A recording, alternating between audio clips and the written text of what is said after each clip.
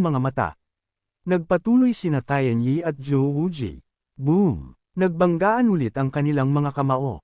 Si Zhou Ji ay nabigla, naisip, bago ko talunin si Xiaoyan, walang paraan na matalo si Zhou Wuji sa sinumang iba. N1. Nanlaki ang mga mata ni Xiao Wuji's, kumunat ang kanyang noo, determinado. Kahit mamatay ako, hindi ako pwedeng matalo. Sumugod si Zhou Ji para sa isa pang atake. Mabilis na nagbigay ng masamang suntok si Tian Yi sa mukha ni Zhou Ji. Aray! Bumagsak si Zhou Wuji sa lupa, knockout at namamaga ang mukha. Nakahiga si Zhou Wuji sa lupa, ang nagkakalat na itim na kidlat ay sumasayaw sa kanyang katawan. Si Zhou Wuji ay panloob na nagreklamo. Ang psycho na ito, talagang baliw ang taong ito. Lumapit si Xiaoyan kay Zhou Wuji. Bakit nagiging ganoon kabaliw ang taong ito? Si Dishon na nakahuli kay Zhou Ji ay nagpaliwanag. Dahil nakondense niya ang Invincible Dao Heart. Kung mabaigo siya, ito ay masisira. Dagdag ni Xiaoyun, natalo ako sa kanya noong huli at hindi ito nasira. Nagpatuloy si Tian sa pagpapaliwanag, siya at ikaw ay tulad natin. Kung tatalunan kita, hindi masisira ang puso ng iyong ama, di ba? Pero bukod sa iyo, hindi siya pwedeng matalo sa sinuman. Nagsisimula ng maintindihan ni Xiaoyun. Naiintindihan ko. Lumakad si Dong Shenwang kay Tian Yi. Tian Yi, okay ka lang ba? Maingat na sumagot si Tian Yi. Kaya ko pa. Lumingon si Xiaoyan kay Chani at sinabi, Chani, di ba? Ang bugbugin ang aking tagasunod ng ganoon. Magaling ka. Kapag magaling ka na, maaari mo akong hanapin anumang oras. Tumanggi si Chani. Hindi na kailangan. Sumusuko ako. Hindi kita kalaban ngayon. Lumingon si Chani at lumayo. Guro, tara na. Sumang-ayon si Dong Xinwang. Sige, inanunsyo ng Handan Holy Master. Dahil, sumuko na si Tian Yi, kung gayon, mula ngayon, si Xiaoyan na ang magiging Divine Son ng ating Handan Holy Land. Pinagkaguluhan ng mga alagad si Xiaoyan at binati siya. Pagbati, Divine Son Xiao. Medyo nahihiyang sinabi ni Xiaoyan. Masyado kayong mabait. Bilang Divine Son, pamumunuan ko ang Han Holy Land pabalik sa dating nitong kaluwalhatian. Ngumiti si Xiaoyan, naisip. Ilang taon na ang nakalipas, binitawan ko ang Divine Son position para tapusin ang aking unang misyon. Pero pakiramdam ko ay kahapon lang, at ngayon, sa wakas ay nakuha ko ulit ang Divine Son spot. Ipinagmamalaki ni Xiaoyan ang kanyang sarili, sinasabi, Divine Son Xiaoyan, simula ngayon, gagawin ko ang Handan Holy Land na numero 1 Holy Land ng Juka Continent ulit. Dahil dumating na ako, nasakop ko na, nakita ko na, at ang mundo na ito ay magiging akin. Sisikat ako sa lahat ng dako. Pinalakpakan ni Dion si Xiaoyan sa balikat, pinipigilan ang kanyang dramatic na talumpati. Sige na, alagad, hindi na kailangang magyabang. Kung umalis na ang lahat, sabi ni Dain. Naguluhan si Xiaoyan. Ang lahat sa paligid ay nawala, iniiwan lang silang dalawa, sa isang rurok sa Dongyukek. Nagtataka si Dong Xinwang. Tian Yi, mayroon kang dalawang special physics. Kahit nasa Taichu Holy Land, ikaw ay top tier, pangalawa lang kay Liang Di. Kaya bakit kanila pinayagang pumunta sa aming lugar? Hindi ba sila natatakot na mamatay ka dito? Hindi masayang sinabi ni Tian Yi. Liang Di, paano mo ako maihahambing sa batang iyon na si Lai Chang? Kumunot ang noo ni Tian Yi, sumulyap kay Dong Xinwang, at nagpatuloy. Ang talento niya ay hindi masama. Sayang lang na wala siyang drive, hindi man lang kasing galing ni Xiaoji. Hindi siya karapat-dapat na ikumpara sa akin. Nagpatuloy si Dong Shenwang sa pagtatanong, Johnny, nagtataka ako. Logical, batay sa iyong talento, dapat ay matagal ka ng sikat, pero bakit hindi pa kita naririnig? Kinuha ni Johnny ang kanyang teacup at sinabi, ang pag-alam ng masyadong marami ay hindi kapakipakinabang para sa iyo. Dumilim ang mukha ni Dong Shenwang, at nagtanong siya, kung ganoon, hindi ka ba natatakot na mamatay dito? Binigyan siya ni Johnny ng isang matalim na tingin at sumagot, Dong Xinwang, hanggat hindi mo ako ipinagtataksil, walang makakaalam na ako ay mula sa Taichu Holy Land. Bukod pa rito, ang isang cultivator sa Noong Realm na tulad ko ay hindi nagdudulot ng banta sa Holy Land, di ba? Nagpatuloy si Tian Yi. Kaya, hanggat nakikipagtulungan ka sa akin, magiging kapaki-pakinabang ito sa iyo, at ang gusto kong gawin ay hindi mo dapat pinakikialaman. Naiintindihan mo. Ayaw man, sumang-ayon si Dong Shenwang. Okay, susundin ko ang iyong mga plano. Dumilim ang mukha ni Dong Shenwangs. Naisip niya sa kanyang sarili, dito, isa akong freakang santo at kailangan kong tumanggap ng utos mula sa isang maliit na punk. Kapag nakatira ka sa ilalim ng bubong ng iba, kailangan mong sumunod sa kanilang mga patakaran. Samantala, sa Defang, si Xia Yun ay nagme-meditate sa lupa at nag-level up sa isang Divine Sun. Pero hulaan mo kung ano. Nakakuha lang siya ng 3 enlightenment boosts. Mukhang nawalan na ng paghanga ang lahat sa aking kapangyarihan. Kung ganoon, magiging mahirap na mag-farm ng mga enlightenment chances na iyon. Biglang, nagkaroon ng ideya si Xiaoyan. Teka muna, bakit ko nakalimutan ang aking clone? Hindi ako pwedeng mag-farm ng enlightenment chances sa sarili ko, pero kaya ni Jiu Chubai. Siya ang newbie dito. Naglakad si Xiaoyan sa pinto, naisip, hahanapin ko si Immortal Ancestor Bu at hihilingin sa kanya na tulungan ako na intindihin ang profound mysteries ng Fire at Wood Daos. Pagkatapos ay ipapadala ko ang aking sacrificial spirit clone sa Heavenly Emperor City para mag-farm ng enlightenment chances. Perpekto. Binuksan ni Xiaoyan ang pinto at sumigaw, Immortal Ancestor Bu, bumalik na ang iyong alagad. Sinabi ni Immortal Ancestor Bumi na nakaupo sa kanyang libingan kay Xiaoyan, ikaw na mabahong bata. Bakit hindi ka naglilinang ng maayos at pumunta ka pa dito? Ang Holy Land Exchange ay malapit nang magsimula. Mas mabuti na magdala ka ng karangalan pabalik sa ating Chaotic Holy Land sa pagkakataong ito. Agad na sumagot si Xiaoyan, dumating ako para sa paglinang. Gusto kong intindihin ang Fire at Wood daw profound mysteries. Kinamot ni Xia Yun ang kanyang ulo at nagpatuloy, maaari mo ba akong dalhin sa mga lugar na may bulkan o mga gubat para maintindihan ko iyon? Nang marinig ito, wala nang pagpipilian si Immortal Ancestor Bu kundi sumang-ayon. Kung mahalaga, sumunod ka sa akin, naisip niya sa kanyang sarili. Ilang uri ng profound mysteries ang gustong intindihin ng batang ito. Mabilis na ginamit ng dalawa ang magic para mawala. Naisip ni Xiaoyan sa kanyang sarili. Paalis na ako, sacrificial spirit clone. Ang mga enlightenment chances na iyon ay nasa iyo na. Sa Heavenly Emperor City, naguluhan ang sacrificial spirit clone ni Xia Yun. Narinig ko na ang Heavenly Emperor City na ito ay ang pinakasinaunang lungsod ng Nine Immortals Continent. Talagang napakalaki at kahanga-hanga, pero bakit mayroon akong pamilyar na pakiramdam pagkatapos pumasok? Nagulat at nagtaka ang sacrificial spirit clone ni Xiaoyan. Mayroong isang templo sa likod ng pader na iyon. Paano ko nalaman ang mga bagay na ito? Ito ba ay isang multo na engkwentro? Ito ang unang beses ko dito. Lumapit siya at bulalas. Ha, mayroon talagang isang templo. Nakatayo sa harap ng gate, isang serye ng mga kaisipan ang lumitaw sa kanyang ulo. Mayroong isang kayamanan sa templong ito. Napakakakaiba nito. Bakit lumalabas ang mga alaala na ito sa aking ulo? Nalungkot ang sacrificial spirit clone ni Xiaoyan. Hindi nag-isip ng marami, pumasok siya. Wala na siyang pakialam. Titingnan ko muna kung anong mga kayamanan ang nasa loob. Pumasok ang sacrificial spirit clone ni Xiaoyan sa templo na puno ng pagkalito. Sa harap niya ay isang rebulto. Naisip ng sacrificial spirit clone, napakaluman nito, malamang ay wala ng kayamanan na natira, di ba? Tumingin siya sa rebulto sa harap niya, naisip, ang templong ito ay halos isang tiwangwang na templo. Walang maganda dito, ang bato na ito lang ang walang depekto. Medyo interesante, nagbuga ng usok ang sacrificial spirit clone ni Xia Yin sa rebulto sa harap niya. Unti-unting naging mas malinis at mas nakikita ang rebulto. Natigilan siya, speechless. Holy crap, hindi ba't ako iyan? Anong nangyayari? Nakatayo siya sa harap ng isang rebulto ng kanyang sarili, lubos na naguguluhan. Kuya Dojio, sa wakas ay dumating ka na. Lumingon siya ng gulat. Agad na binasag ng sacrificial spirit clone ni Xiaoyan ang rebulto sa harap niya. Naisip ng sacrificial spirit clone na kung malalaman nila na ang sinaunang bato na rebulto na ito ay siya, magiging problema ito. Ang mga kapatid sa Sword Pavilion ay lumitaw sa likod niya. Inakala namin na makikita namin si Kuya Duju sa kasalan ng Chaos Holy Lands para kay Dion.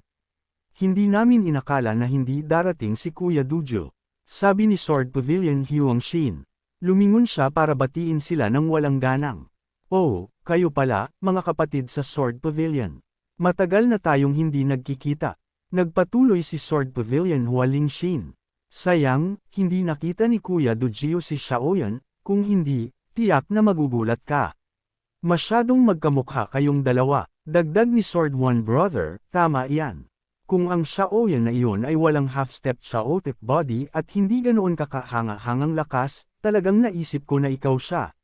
Nagtanong si Sword dalawa sa sacrificial spirit clone ni Xiaoyan, Kuya Dujio, anong ginagawa mo dito?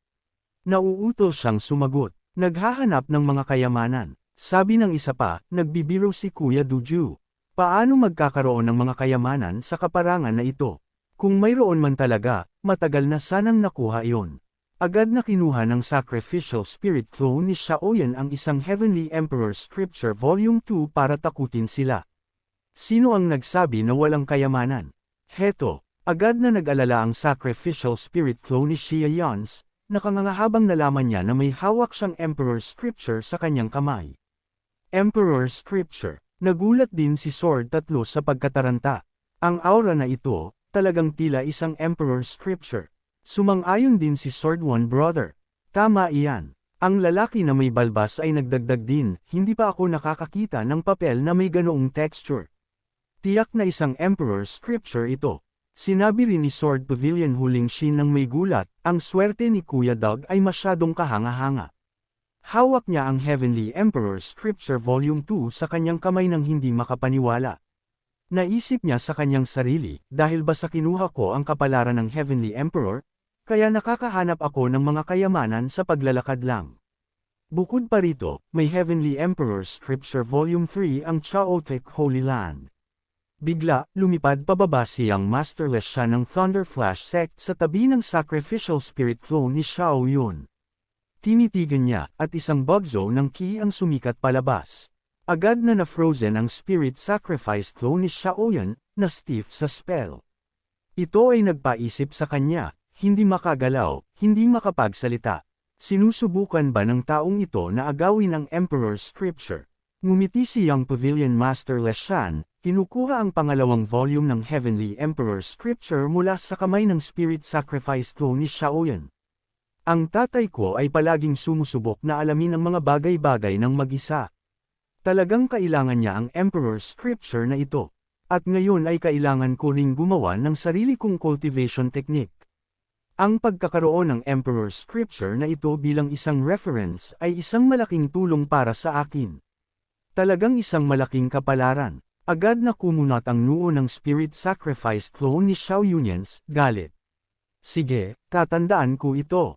Hintayin mo lang ako, anak ni Listen. Nakuha ni Young Pavilion Master Lesha ang pangalawang volume ng Heavenly Emperor Scripture at agad na binasa. Para malinang ang teknik na ito, kailangan mo munang i-castrate ang sarili mo. Isang pag-iisip ang dahan-daang naisip niya. Baka ang lumikha ng Emperor Scripture na ito ay isang eunuch sa palasyo. Binuklat niya ang susunod na pahina. Maaari mo ring linangin ito kung hindi mo ika-castrate ang sarili mo. Bigla siyang pinawisan ng malamig, lubos na naguguluhan. Ano ba ito? Kaya, sa huli, ika-castrate mo ba ang sarili mo o hindi? Kung may nakakita sa unang pahina at nakastrate na ang sarili, hindi ba iyon? Namutla ang mukha ni Young Pavilion Master Leshan. Nagalit, mabilis na binuklat ang Heavenly Emperor Scripture Volume 2, binuklat niya hanggang sa makahanap siya ng isang pahina na nagsasaad, idiot ka. Paano mo naisip na ito ay isang Emperor Scripture? Ang isang Emperor Scripture ba ay iiwan lang dito para kunin mo? Isang tanga na tulad mo lang ang mag-iisip na ang isang Emperor Scripture ay nasa loob ng isang bato na rebulto. Naloko ka, di ba? Ano, gusto mo bang kagatin ang matandang ito? Sayang lang at hindi mo alam. Kahit ang iyong mga inapo sa loob ng 1,000 taon o kahit 10,000 taon mula ngayon ay hindi makakakagat sa matandang ito. Pero sasabihin ko sa iyo ito, hindi ko binabago ang apelyido ko kapag nakaupo ako, at hindi rin ang pangalan ko kapag naglalakad ako. Ang pangalan ko ay Gui Shabi mula sa Guan ng Primordial Holy Land. Napakalakas namin na matatakot ka.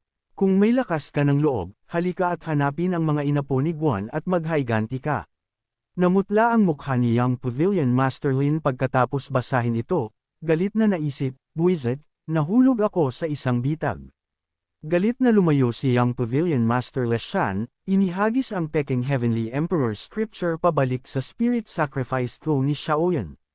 Nakita ito, naguluhan siya at hindi naintindihan, naisip siya. Ibinalik niya, anong nangyayari? Lihim ba siyang gumawa ng kopya? Agad na binuksan ng Spirit Sacrifice Throne ni Shaoyan ang unang pahina para tingnan, halos lumabas ang kanyang mga mata. Para malinang ang teknik na ito, kailangan mo munang i-castrate ang sarili mo. Ang kanyang pagkalito ay nadobel. Holy hell, ito ba ang Sunflower Manual? Napakakalokohan nito. Namutla ang kanyang mukha habang naisip, may gamaya ba sa sulat kamay ko? Imposible. Pagkatapos kong dumating sa Holy Land, hindi ako nagsulat ng kahit ano. At kahit bago iyon, napakakaunti ng sinulat ko. Bukod pa rito, walang sinuman sa mundong ito ang dapat na nakakaalam tungkol sa Sunflower Manual. Sa buhay na ito, tiyak na hindi ko ginawa ito ulit. Baka ang aking future self ang naglakbay pabalik sa oras para iwan ang mensahe na ito. O baka ang aking previous life ang nag-iwan nito. Lumapit si Senior Brother Jianyi at tinapik ang balikat ng Spirit Sacrifice Throne ni Xion. Kuya Dugo, may problema ba sa Emperor Scripture na ito? Pagkatapos ay ibinigay niya kay Senior Brother Jianyi ang pangalawang volume ng Heavenly Emperor Scripture at sinabi, may problema, basahin niyo na lang ang sarili niyo, malalaman niyo. Nagulat si Senior Brother Jianyi, naisip, ibinibigay niya sa akin ang isang Emperor Scripture. Ganoon ba kawalang halaga ang mga Emperor Scriptures? Mabilis na nagsama-sama ang mga kapatid ng Sword Pavilion para tingnan ang Heavenly Emperor Scripture. Pagkatapos basahin, agad nilang naisip na, para matuto ng Emperor Scripture na ito kailangan mong i-castrate ang sarili mo. Namutla ang mukha ni Senior Brother Johnny's habang malalim na nag-iisip. Hindi nakakagulat na bigla na lang umalis si Young Pavilion Master Lin. Ang aming Sword Pavilion ay hindi maaaring mawala ng mga tagapagmana, pero dapat ba akong mag-castrate ng sarili o hindi? Wala akong special physique, pero kung ika-castrate ko ang sarili ko at lilinangin ang Emperor Scripture na ito, ang iba pang tatlo ay namutla rin. Ano? Natigilan si Huang Xin ng Sword Pavilion, naisip, maigsi lang ang buhay. Baka ito rin ay isang oportunidad. Pinawisan ng malamig ang anak ni Jin, naisip, hindi lang ako ang anak ng tatay ko. Hindi ako kailangan ng pamilya. Kinagat ni Jin ang kanyang mga ngipin, naisip, ako ay isang ulila at mayroon na akong anak. Pagkatapos ng isang minuto, kinuha ng lahat ng mga kapatid ng Sword Pavilion ang kanilang mga espada, pinipilit ang kanilang sarili na i-castrate ang kanilang sarili. Nakita ito, naguluhan ang Spirit Sacrifice Throne ni Shaoyan, speechless.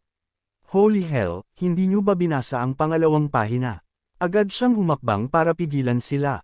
Teka, sinasabi ko sa inyo, basahin niyo man lang ang susunod na pahina. Sumagot si Huang Xin ng Sword Pavilion, tama si Kuya Dugo. Paano kung, huwag naman sana, ang Emperor Scripture na ito ay hindi sumusunod sa Sword Dao? Agad na binuklat ng anak ni Jian ang pangalawang pahina. Tama, mabilis na tingnan ang pangalawang pahina. Nagbasa si Gian ng malakas.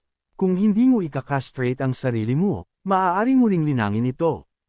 Pagkatapos basahin, lahat ng mga kapatid ng Sword Pavilion ay may parehong ekspresyon, isa sa lubos na pagkainis. Buwisit sila, nagpatuloy sila sa pagbuklat sa pahina na binasa ni Young Pavilion Master Lai Shon kanina, na nagpaalis sa kanya. At ngayon ay may karagdagang sipi. Ang taong nagsulat nito ay tumawa ng malakas. Idiot ka, huwag mo nang balikan. Walang laman doon. Lumingon si Hualing Xin ng Sword Pavilion at umalis, malungkot. Kuya Dugo, may iba pa akong gagawin. Aalis na muna ako, lihim niyang naisip. Sa pagkakataong ito, talagang nawalan ako ng mukha. Agad na hinabol siya ni Jian. Senior Brother Hua, hintayin mo kami, sabi ni Jian Yi. Heto, kunin mo itong Peking Heavenly Emperor Scripture pabalik, Spirit Sacrifice Throne ni Shouns. Mayroon din akong gagawin, Kuya Dugu. Mag-usap na lang tayo sa ibang araw. Tiningnan niya ang Heavenly Emperor Scripture sa kanyang kamay, pakiramdam ay walang magawa. Hindi tama. Bagamat kakaiba ang nilalaman ng Emperor Scripture na ito, ang kalidad ng papel ay pareho sa Emperor Scripture ng Holy Land. Mayroon bang nakatagong mekanismo sa libro?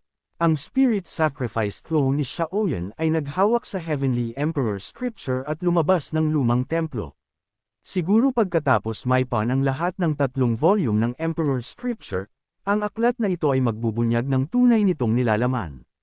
Sa madaling salita, mayroong tiyak na malalim na nakatagong kahulugan sa loob ng aklat na ito.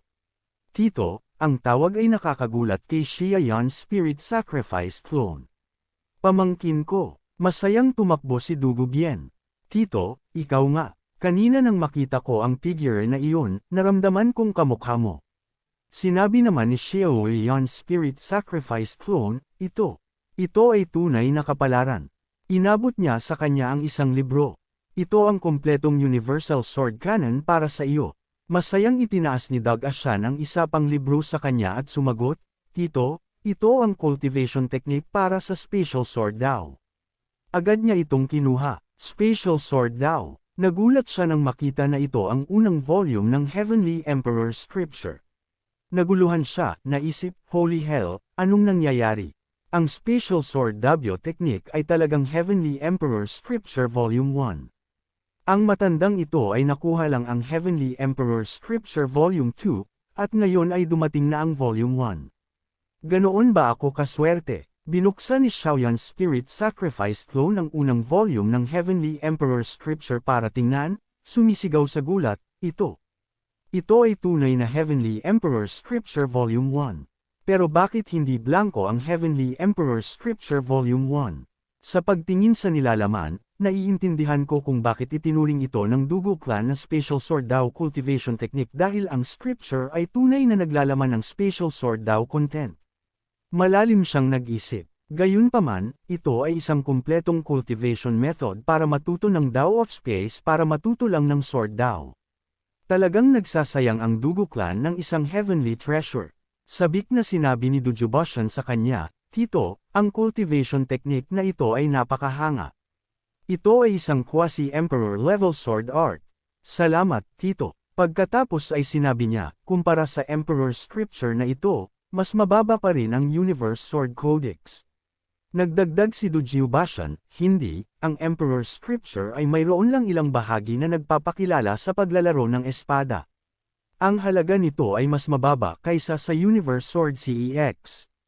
Agad siyang pinawisan ng malamig, naisip, talagang karapat-dapat na maging pamilya na obses sa espada. Ang tanging pakialam lang nila ay ang mga espada at wala nang iba. Inakbayan niya si Dujubashan at sinabi, huwag na nating alalahanin ang mga bagay na ito. Tara na, pumunta tayo sa Zelo para magpiging. Agad siyang sumang-ayon. Oo, sa Zudojiu Beten ay nilamon ang isang buong drumstick. Ang mesa ay puno ng mararangyang pagkain. Ang spirit projection ni Shaoyan ay kasalukuyang nagpapalabas ng kanyang cultivation technique. Ang enerhiya ay dumadaloy sa kanyang katawan habang kumakain. Biglang sinabi ni Dujubashan, Tito, naintindihan mo na ang Space Sword Dao. Binuksan niya ang kanyang mga mata ng may maliwanag na tingin at sinabi, ito ay Space Sword W lang. Walang dapat banggitin. Inilabas niya ang 2 Emperor Scripture volumes para tingnan ni Dujubashan. Pagkatapos ay sinabi niya, pamangkin, gaano katagal na mayroon ang pamilya ng Dushi ng Emperor Scripture na ito? Ilang taon na. Naisip din, bakit napakabago ng Emperor Scripture 1 na ito? Logically, dapat ay ang orihinal na kopya ito. Sumagot si Dujubashan habang hawak ang isang malaking mangkok ng kanin at ninunguya. Ang aklat na ito ay nakuha ng isang lumang ninuno ng pamilya ng Duju, siguro mga 10,000 taon o 1,000 taon na ang nakalipas. Nagduda agad ang spirit projection ni Shaoyans, na nagsasabi, ito ay upang sabihin, ang Emperor Scripture 2 na ito ay malamang na mas sinauna. Bakit may mga bakas ng sulat kamay ko sa isang sinaunang bagay na tulad nito? Bigla niyang napagtanto na naintindihan niya. Tama na, kung ang Emperor Scripture isang ay ang kompletong space daw, kung gayon ang Emperor Scripture 2 ay ang time daw, at ang nilalaman ng Emperor Scripture 3 ay mas hindi ka panipaniwala. Gaano ba kalakas ang lumikha ng mga emperor scriptures? Nagpatuloy siyang mag-isip. Kaya, posible na pagkatapos lang naintindihan ko ang malalim na kahulugan ng oras ay makikita ko ang nilalaman sa Emperor Scripture 2. Sa madaling salita, anuman ang mangyari, kailangan kong dagdagan ang bilang ng mga comprehension. Sabi ng spirit projection ni Shia Yans kay Duji Yubobet Ian, pamangkin, sandali. Tulungan mo ako sa isang bagay, nagtanong siya ng may pag-usisa. Ano iyon, Tito? Agad siyang nagsabi, tulungan, si Tito ay magpadala ng isang hamon sa mga henyo ng ika-6 na dakilang Holy Lands ng Central Earth at ang mga pangunahing sekta. Gusto kong mag-set up ng isang arena sa Emperor Heaven City, na hinahamon ang mga talento ng Central Earth. Malakas na tumawa si Dojio Bachan sa pagsang-ayon sa kanyang ideya. Mahusay iyan. Pupunta ako agad. Kailangan kong ipaalam sa lahat sa Central Earth ang prestihiyo ng ating pamilya ng Duju. Ngumiti ang spirit projection ni Xiaoyans ng may pagmamayabang, naisip, dapat ay kumilos din ako. Magtayo ng isang arena sa gitna ng Emperor Heaven City muna, mas maganda kung makikita ng buong Emperor Heaven City. Kolektahin ang bilang ng mga comprehension, pagkatapos ay sinabi, sa Emperor Heaven's Great Zoo, narinig mo ba na gustong hamunin ni Duji Chubay ang mga henyo ng Central Earth? Sinabi ng isang tao, nagtanong ang isa pa sa pagkalito, sino ba ang Dushi Chubay?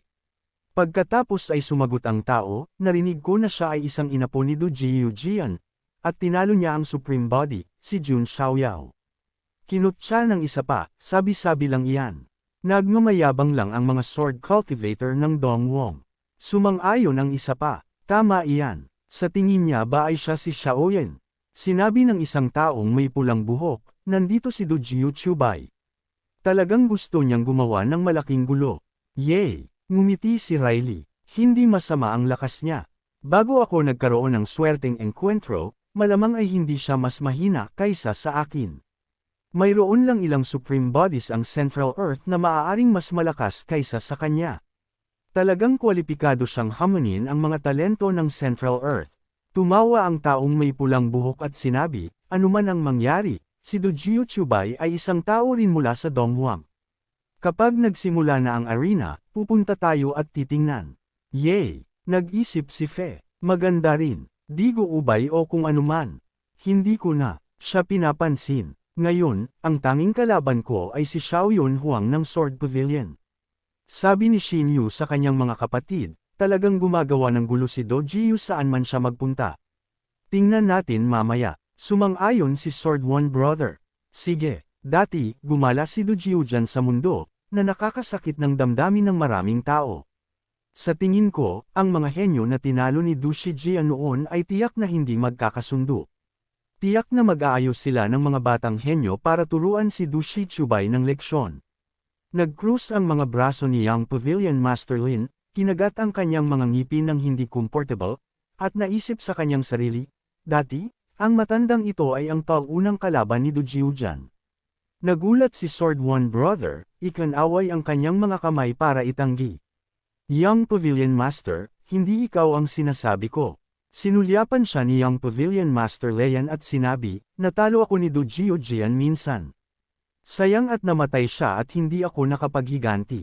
Pero ikaw, hindi mo tuturuan si Dujiu Chubay ng leksyon para sa akin at nagsasabi ka pa ng mga mapang-asar na bagay dito. Maingat na inilagay ni Sword One Brother ang kanyang mga kamay at sinabi, kami ay walang kakayahan. Huwag mo kaming sisihin, Young Pavilion Master. Galit na sinabi ng Young Pavilion Master, umalis kayo. Pumunta kayo at tingnan ang laban sa pagitan ni Dujiu Chubay at ng mga henyo ng Central Earth na iyon. Maaari kayong magkaroon ng ilang pag-unlad. Sinisi ng taong may balbas si Sword One Brother, sinasabi, fair na. Pumunta tayo sa arena para tingnan. Kasalanan mo lahat sa pagsasabi ng mga bagay na hindi mo dapat sabihin. Sa pagsasabi ng pangungusap na iyon, malungkot na sumagot si Sword One Brother, sinabi ko lang iyon ng casual sa arena. Handa na ang spirit projection ni Xiaoyan. Naglagay siya ng maskara sa kanyang mukha, tumingin sa paligid, at naisip, masyadong kamukha ng spirit projection ang pangunahing katawan. Mas mabuti pa ring magsuot ng maskara para takpan ito muna.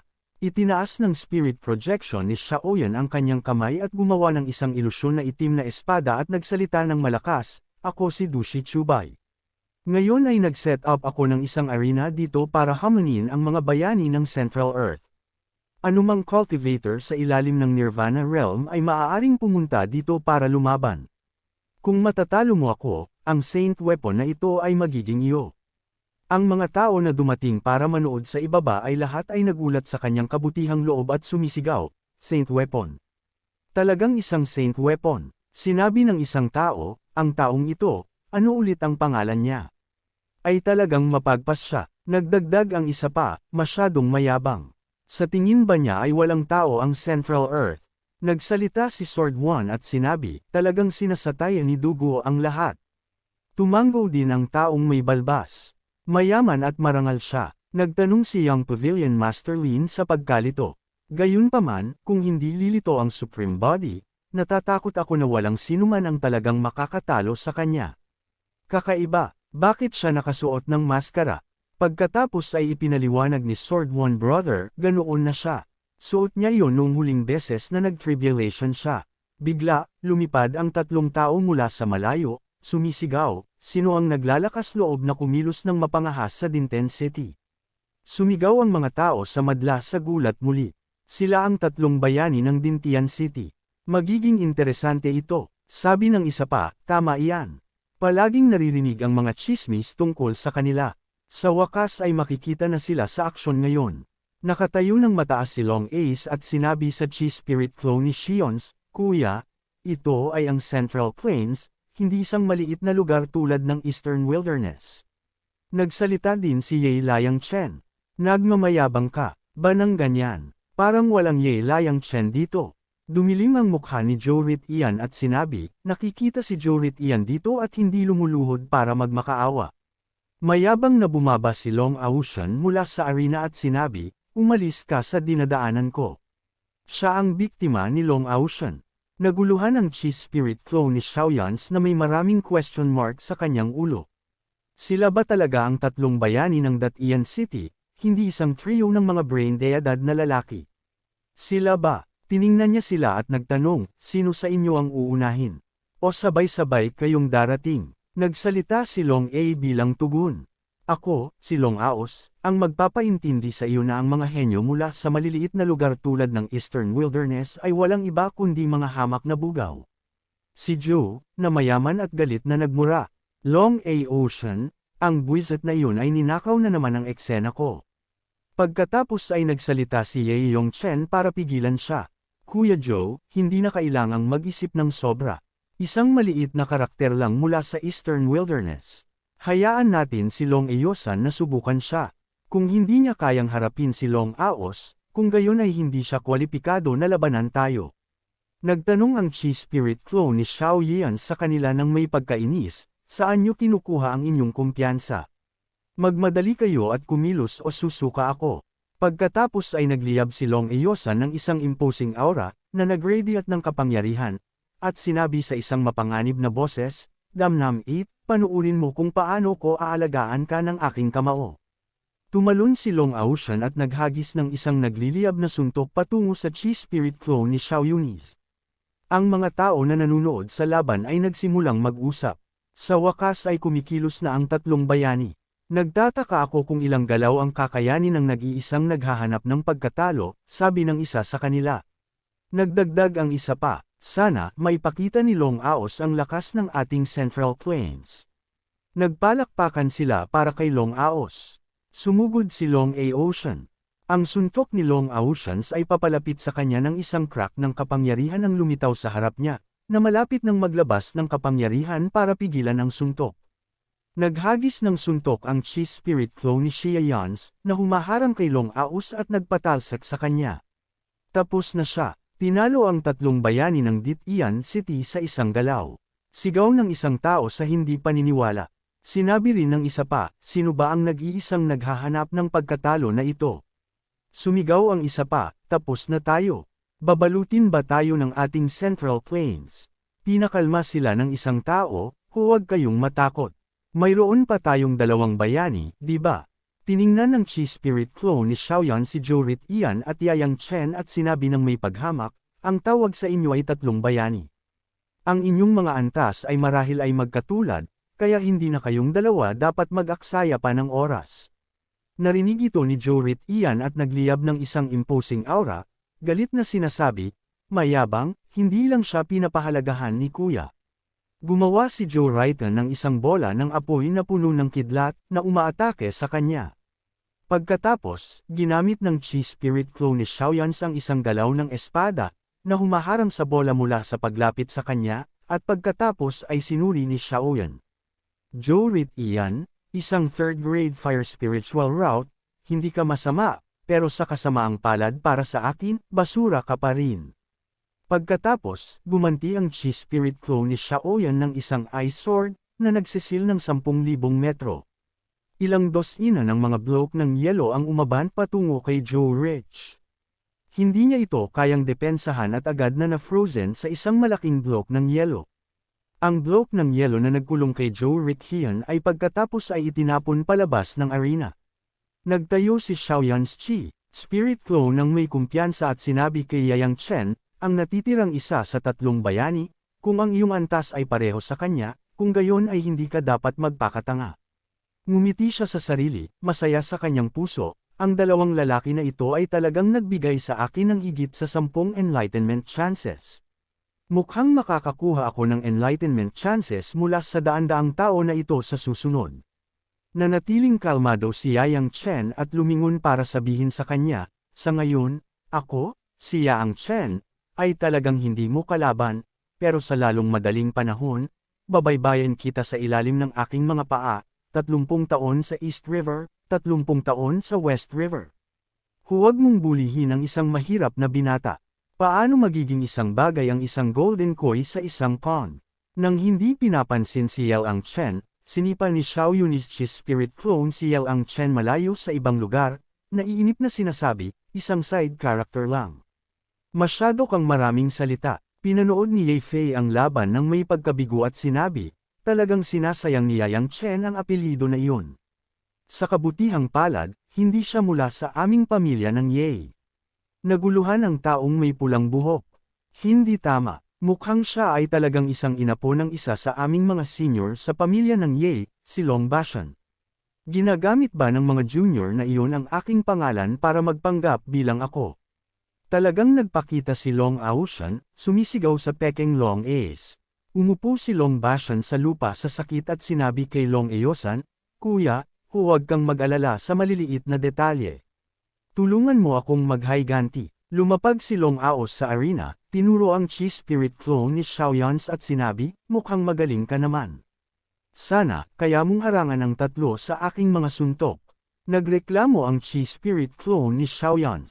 Sa aking mga mata, hindi ka naiiba sa 3 piraso ng basura na iyon. Galit na galit si Long Aoshan, nag-swing ng isang kamao na puno ng apoy at kidlat, at inatake siya, sabi niya kay Xiaoyan. Napakayabang mo, tanggapin mo muna ang isa sa aking mga suntok at saka ka magsalita. Hindi nag-alinlangan ang Chi Spirit Clone ni Xiaoyan, na gumawa ng isang kamao na nababalot ng isang malakas na aura, na humaharang sa kanya. Nagbanggaan ang dalawang suntok, na lumilikha ng isang malaking banggaan sa pagitan ng dalawang magkaibang puwersa. Walang panig ang nagbibigay ng pulgada. Ang kanilang mga lakas ay pantay, walang sino man ang handang sumuko, ang bawat kapangyarihan ay lumalaki ng lumalaki. Ang Gi Spirit Clone ni Xiaoyan ay hindi makapaniwala, sinasabi, hindi ako makapaniwala na mali ako sa paghusga sa iyo. Sino ka ba talaga? Mayabang na sumagot si Long Aoshan, ako si Long Aos. Ang dalawang panig ay magkasabay, walang sinuman ang handang umatras, nakalock sa isang walang katapusang punching match, ang kapangyarihan ay nagre-radiate ng walang katapusan, na nagdulot ng gulo sa mga manunood sa ibaba. Ang lakas ng taong ito ay nakakatakot, maihahambing sa isang supreme body, bulalas ng isa. Hindi pa naririnig ang tungkol sa kanya noon, nagtaka ang isang lalaking may itim na buhok. Naguluhan ang isa pa at nagsabi, oo, hindi ba siya kahit man lang may status ng isang Holy Land's quasi-divine son? Nagsingit ang isang matandang lalaki, ang estilo ng pakikipaglaban na ito ay masyadong mabagsik. Ang Ki Spirit clone ni Xiaoyan ay nahihirapan pa rin na harangan ang mga atake ni Long Aos. Hindi nag-alinlangan si Xiaoyan na ipahayag ang kanyang mga kaisipan. Kung hindi ako nagkakamali, hindi ka tao, di ba? Isang lalaki sa ibaba ng entablado ang bulalas, anong sinasabi niya? Sabi ng isa, hindi tao. Sumigaw ang isa pa sa gulat. Kung gayon, ano siya? Tanong ni Zhao Yishan na nakatayo sa likod. May mga sungay sa ulo si Long Aoshan. Kuya, Long, hindi ba talaga kayo tao? Kumunot ang noo ni Long Aoshan, naiinis, at nagtanong sa kanya, kami ay ng Golden Jiao race mula sa Southern Region. Ano? Ang aming demon race ay hindi pwedeng pumunta sa Central Earth. Pagkatapos ay sinulyapan ni Long Aoshan ang Chi Spirit clone ni Xiaoyan at sinabi, tapos na ang warming up. Mag-serious na tayo. Sumigaw ang lalaking may pulang buhok mula sa pamilya ng Ya sa pagkataranta. Ang Golden Jiao Sacred Beast Race, nagulat din si Jian Yi. Sinasabi, hindi nakakagulat na napakalakas niya. Hindi nagsalita ng marami si Long Ain. Sa halip, gumawa siya ng isang malaking palad na may matutulis na kuko, na tumatakbo patungo sa Chi Spirit clone ni Xiaoyan's Ki. Golden Dragon Ripong Claw, hindi naghintay si Xiaoyan's Chi Spirit clone na mamatay, kundi kinuha ang kanyang talam at sinlash pababa sa isang malakas na atake. Thunder God Slash. Ang dalawa sa kanila ay lumipad sa isa't isa. Pagkatapos magpalitan ng malalakas na suntok, si Long Aoshan, na ngayon ay may hiwa sa kanyang mukha, ay sumulyap sa kanya at sinabi, ang bilis ng hangin. Kaya, naintindihan mo ang bilis, malalim na kahulugan ng hangin. Pinuri din ng Chi Spirit clone ni Xiaoyan si Long Aoshan, hindi ka rin masama. Kaya mong umasa sa instinct para iwasan ang aking espada, natuwa si Lei Ocean, nagpapatuloy sa kanyang pag-atake sa isang malaking suntok patungo sa Chi Spirit clone ni Xiaoyan at sinabi, matagal na akong hindi nakakaranas ng ganitong nakakapreskong laban. Magpatuloy tayo. Mabilis na ginamit ang Ki Spirit clone ni Xiaoyan ang kanyang kamay para harangan ang matinding atake. Ngumiti ang Chi Spirit clone ni Xiaoyan na gumawa ng isang masa ng kapangyarihan sa kamay ng Demon Seed at nagtanong kay Long Aoshan, ang Golden Dew ay hindi ganito kalakas. Isa kang True Dragon Descendant na napisa mula sa isang True Dragon's Woke, di ba? Kumunot ang noo ni Long Aoshan ng galit, sinasabi, bata, masyado kang maraming alam. Hindi ko naman talaga gustong patayin ka, pero kung naghahanap ka ng kamatayan, huwag mo akong sisihin. Inilagay ang Ki Spirit clone ni Xiaoyan ang Demon Seed Sphere sa harap niya, pagkatapos ay lumipad ito patungo sa Long A. Namutla ang kanyang mukha, at nagtanong siya sa takot, anong ginawa mo sa akin? Ang Chi Spirit clone ay walang pakialam na sumagot. Nagtanim lang ako ng isang marka sa iyo. Mula ngayon, saan ka man tumakbo, mahahanap kita. Maging masunulin ka, maging mount ko. Sumigaw si Long Aoshan sa galit, umaatake sa kanya. Gusto mo akong maging mount mo? Mangarap ka. Hindi tumayo si Xiaoyan's Chi Spirit clone, kundi hinaranggan ang mga atake ni Long Aoshan. Nagtaka siya, nagtataka ako, hindi ba sarado na ang True Dragon work? Paano ka nakalabas? Sumagot si Long Aoshan. Ang pagsara ng True Dragon work ay nangangahulugang hindi kayong mga tao ang makakalabas. Hindi ito nangangahulugang hindi rin kami makakalabas. Ngumiti ang Chi Spirit clone ni Xiaoyan, naisip, talagang malakas ang katawan na ito. Kapag na-harvest ko na ang Demon Seed, tiyak na magiging mas malakas ako. Ngumiti din si Long Aoshan nang may paghamak, sinasabi, hayaan mong sabihin ko sa iyo, hindi lang ako ang tumakbo palabas. Bukod pa rito, hindi rin ako ang pinakamalakas sa loob.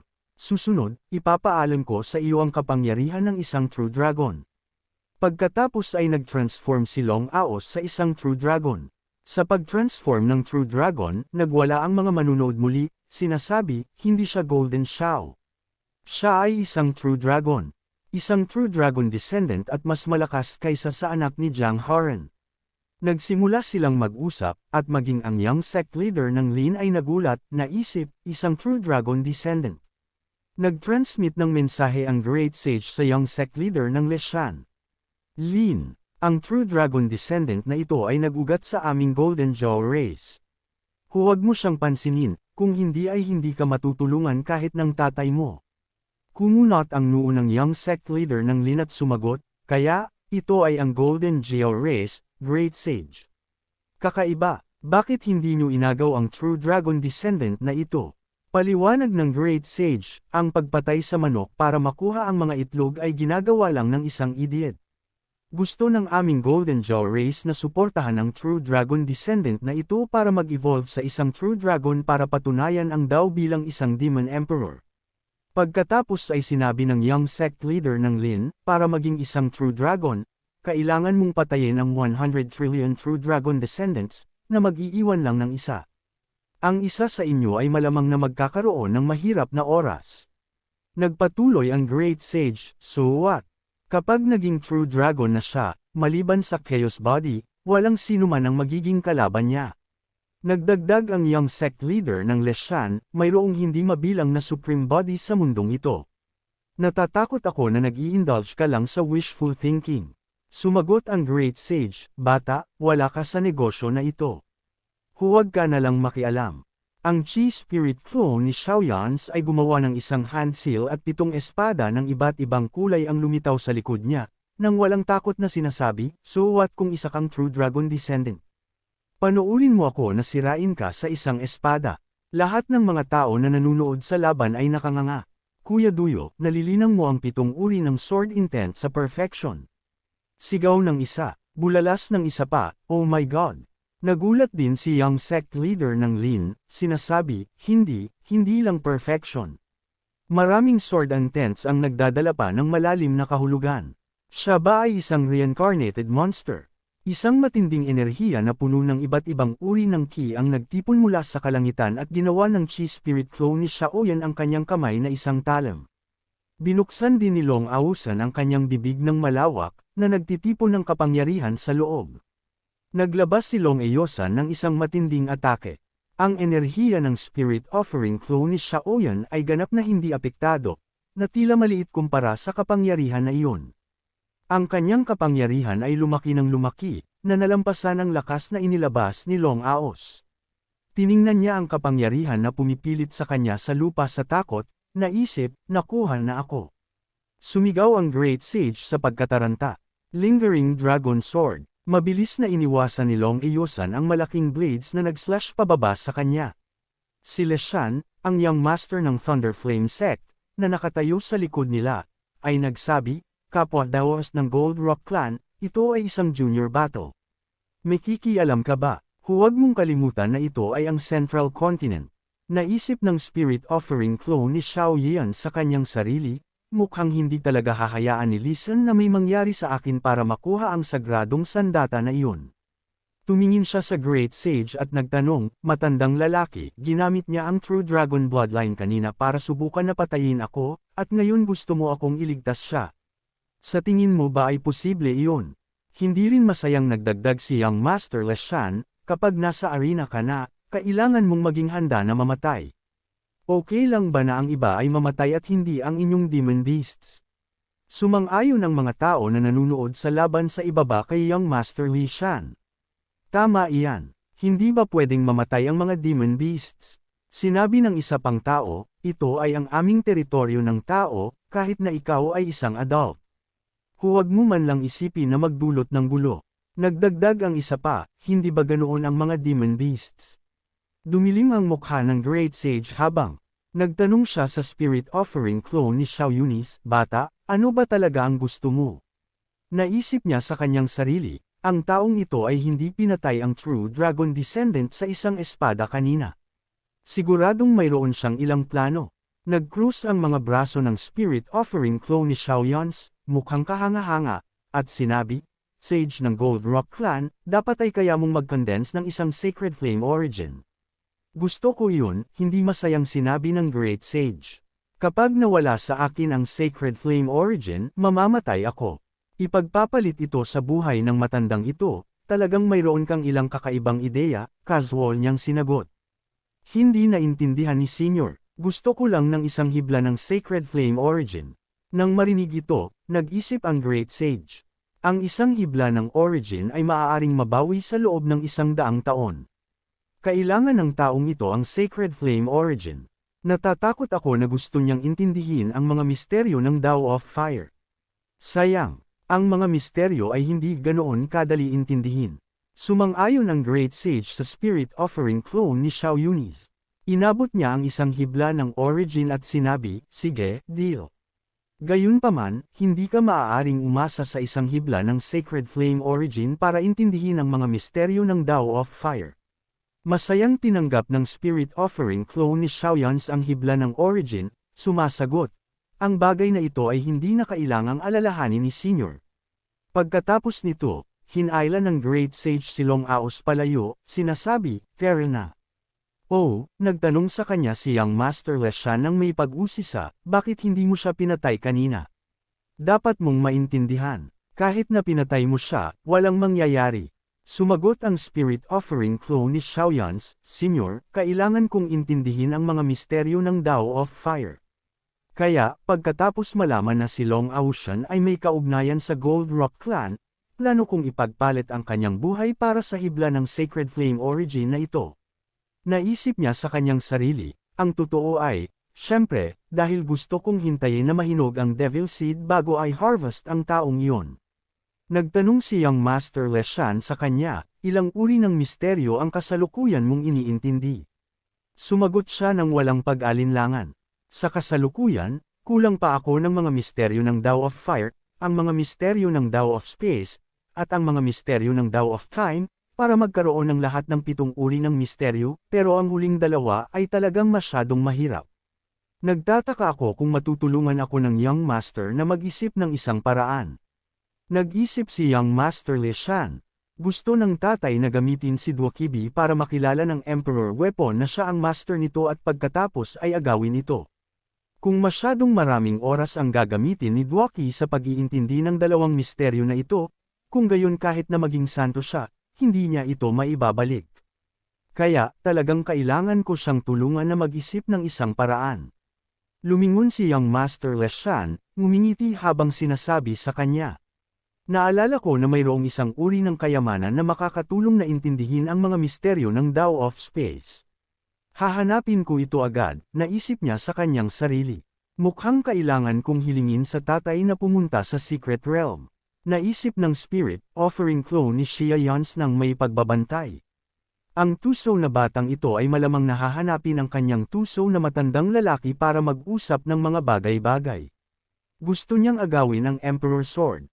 Tiyak na susubukan nilang gawin ang lahat para mabilis na mag-isip ng isang paraan.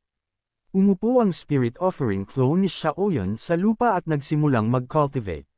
Sa paligid niya, ang mga stream of ki ay nagsimulang balutin siya, naisip niya sa kanyang sarili. Susunod, uunahin ko muna. Naintindihin ang mga misteryo ng Tao of Fire at saka magsalita. Sa bulkan, ang kalangitan dito ay maulap, madilim habang ang usok ay tumataas mula sa bunganga ng bulkan. Kasama niyan, isang stream ng tinunaw na lava ang kumukulo at bumubulwak palabas. Isang bug zone ng kapangyarihan ang pumulibot sa katawan ni Xiao Yunyans, na nakaupo pa rin, naglilinang sa bulkan. Sa malayo, dahan-daang lumalapit ang Undying Old Ancestor. Nagulat siya nang makita siya at bumantong hininga sa kanyang puso. Ito ay naintindihan na ang mga misteryo ng Tao of Fire. Ganoon ba kadali ang mga misteryo? Bigla, ang pangunahing katawan ni Xiaoyans ay tumingala sa kanya at nagsalita. Matandang ninuno, naintindihan ko na ang isang uri ng high temperature mystery ng Tao of Fire. Pumunta na tayo sa susunod na lugar, sa pagkakataong ito ay para intindihin ang mga misteryo ng Tao of Wood. Nang marinig ito, masaya siyang sumagot, "Maganda. Napakaganda. Malapit na tayo sa Tungtian Tree, na siyang pinakasinaunang malaking puno ng Juka Continent. Kung ang spiritual intelligence nito ay hindi nasira ng Great Emperor, matagal na sana itong naging isang tree demon. Marahil ay maaari tayong umasa dito para intindihin ang mga misteryo ng Tao of Wood." Habang nagsasalita siya, lumipad siya pasulong, na sinundan ni Xiao Yun. Sumagot siya, "Oo." Sa isa pang lugar ay isang mataas na kahangahangang lungsod kasama ang isang malaking arena sa harap. Si Spirit Offering Xiaoyan, na nakapamaywang, ay nakatayo ng mayabang, at nagtanong, "Mayroon pa bang darating para hamanin?" Isang tao sa likod niya ang sumigaw ng may kabangisan, "Acts of Opening Mountains." Si Yang Kai ay dumating para hamanin. Sinulyapan niya siya ng kalmado na nagpapatuloy, ang iyong pangalan at titulo. Sa pagkarinig lang sa mga ito, alam ko na isa kang supporting character. Sa tingin ko, mas mabuti na i-skip na lang. Nang marinig ito, galit na kinuha niya ang kanyang sandata at gumalaw patungo sa kanya habang sumisigaw, "Sino ang tinatawag mong support?" Bago siya matapos magsalita, ginamit ni Xiaoyan ang isang galaw para patalsikan siya malayo. Nagpatuloy siya sa isang tono ng paghamak. Sa hinaharap, huwag mo nang hayaan na ang mga taong tulad niyan ang pumunta sa itaas. Pagkatapos ng 5 araw, si Spirit Offering Xiaoyan lang ang nakaupo doon na naghihintay sa arena. Bumantong hininga siya sa pagkabigo, bumubulong. Walang isang tao ang umaakyat. Masyado itong nakakabagot. Mula sa madla, sumingit si Senior Brother Jian Yi. 4 na araw na at walang sinuman ang nakakayanan ng isang galaw. Ano ang punto ng pag-akyat doon? Ulit ni Brother Chin. Oo, umaakyat ba sila doon para lang masira? Bumantong hininga ang isang tao sa likod nila. Seryosong napakalakas ni Kuya Dugo. Dahan-daang lumakad si Elwu pasulong, sinasabi, isang tao mula sa Maland. Napakayabang. Naglakad si Jiang Haoxin sa tabi niya. Pagkatapos ay tiningnan niya si Xiaoyan at nagtanong, "Ikaw si Dog Chubay. Dahil naghahanap ka ng pagkatalo, ako, si Lu, ang magbibigay niyan sa iyo." Sumulyap si Xiaoyan sa likod, naisip, "Jiang Haoxin mula sa aking Wang sect." Ang katabi niya ay malamang na ang True Dragon Descendant na ibinalik niya. Mukhang oras na para magtanim ng isa pang demonic seed dito. Nagtanong si Senior Brother Gian Yi nang may pag-usisa, sino ang dalawang ito? Napakayabang. Mabilis na ipinaliwanag ni Jian Kang. Senior Brother Johnny, nakatuon ka lang sa cultivation, kaya hindi mo alam. May malaking background ang taong ito. Si Jiang Haoxian, ang Supreme Body ng Holy King Sect. Ang katabi niya ay malamang na ang True Dragon Descendant na ibinalik niya mula sa True Dragon Nest. Bigla, ang isang lalaking may balbas ay sumigaw, isang Supreme Body at isang True Dragon Descendant. Nagdagdag si Xian Son sa likod niya, hindi nakakagulat na ganoon sila kamayabang. Pinanood ni Ye ang eksena, naisip, sa wakas, makakakuha ako ng magandang pagtingin sa combat power ng isang Central Earth Supreme Body. Tinuro ni Longwu si Xiaoyun, nang may pagbabanta, sinasabi, mas mabuti na sumuko ka ng masunurin para maiwasan ang pagkawala ng iyong buhay, ngumiti si Xiaoyun. Hindi ka kalaban para sa akin. Bakit hindi mo tawagin ang iyong guro dito? Dumilim ang mukha ni Jiang His nang marinig iyon, at galit siyang nagsabi, Dugu Chubay? Hindi na ito ang panahon ng iyong ninuno, si Dugu Jian, na namamahala sa mundo. Naglakas loob kang maging mayabang sa Central Earth sa iyong lakas lang.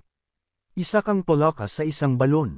Nakakahiya. Pagkatapos ay sumigaw siya ng isang utos. Elwo, punatin mo siya para sa akin. Nang marinig ang utos, sumugod si Lu na parang kidlat, naglabas ng soaring dragon in the heavens patungo kay Xiaoyan habang sumisigaw, "Bata, tandaan mo ang dragon na pumatay sa iyo ay pinangalan ng Lu." Mabilis niyang ginamit ang kanyang One-Sword Raging Storm Spiritual Essence para harangan ang kanyang atake. Ang dalawang kapangyarihan ay nagbanggaan, na lumikha ng isang malakas na shockwave na nagpalipad sa lahat ng nasa paligid nila.